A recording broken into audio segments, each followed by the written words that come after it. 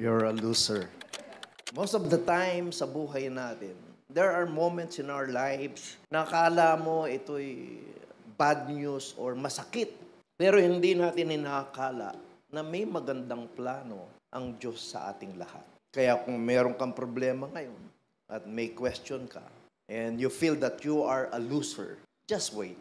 Baka naman manalo ka naman sa susunod. Sa Pilipos 3:7 hanggang 9, sa mga naglilingkod, sa mga nasa service ngayon, marahil marami na tayong nawala, marami na tayong binitawan sa mundo, sa ating mga dating mga gawain.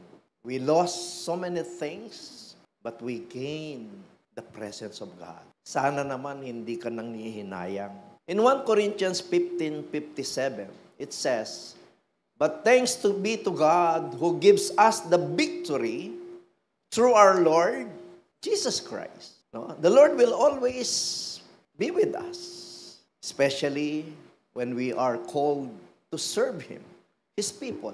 No? We will always be victorious. That is, imposibleng ikaw ay matatalo. Imposibleng magiging talunan ka pag ikaw ay nagdesisyon, nagpasya na makilala mo lalo si Jesus.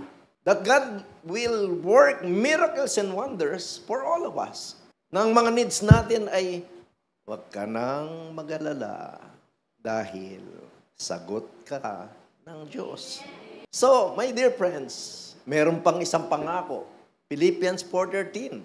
You see, we can do many things because we are with Christ, who is everything. Again, Christ who is everything. God who created everything. We are with Him daily.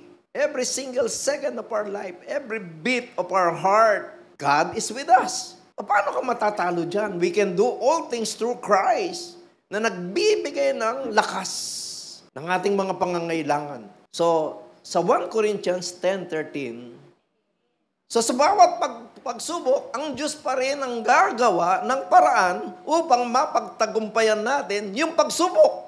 Maaasahan natin ang pangako ng Diyos na hindi niya tayo pababayaang subukin ng higit pa sa ating makakaya. So sabi niya sa Isaiah 55:9, "My ways are not your ways, my thoughts are not your thoughts." No, ang layo ng agwat ng langit at lupa. Ang layo ng inyong mga kaisipan sa yung gamitin nyo lang ang pananampalataya nyo, mararating nyo ang langit, pero hindi kayo gagamit niyan, parang masikip ang langit. Lessons learned. Number 1, strength instead of setbacks. Ating pagdating ng ating mga ganong mga sitwasyon sa buhay, meron tayong strength. So yung lakas mo, gamitin mo. At kung wala kang lakas, pagdasal ka, "Lord, give me the strength that I need." Trust instead of panic. Kaya nga, Jesus, I trust in you. Faith instead of defeat.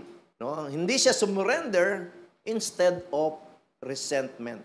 Pero maraming sumusurrender sa atin, alam natin yan. Future is in God's hands. Future is in the divine mercy. Ang sabi ni Pope Francis, the world tells us to seek success, power, and money. God tells us to seek humility, service, and love. Whoever wishes to save his life will lose it. But whoever loses his life for me and for the gospel will save it. Just forget about yourself. Just worship God and you will have eternity. In Galatians 6:9, ang sabi riyan, "Let us not become weary in doing good." See? Just do good. Lahat ng gagawin mong mabuti, in its proper time, you will reap the harvest. Kapatid, buksan ang karunungan na sa bawat ginagawa mo, you know that, papunta ako sa napakagandang buhay. Dapat paganda ng paganda ang iyong pananampalataya at tiwala sa Diyos. No? You know, it's like this. The more that you will lose so many things that are not in conformity of God's will or that is not good in the eyes of God, ginibap mo, you lost that, sabihin, you're winning the battle. Yes, you are a loser in this world. With God, we are a winner.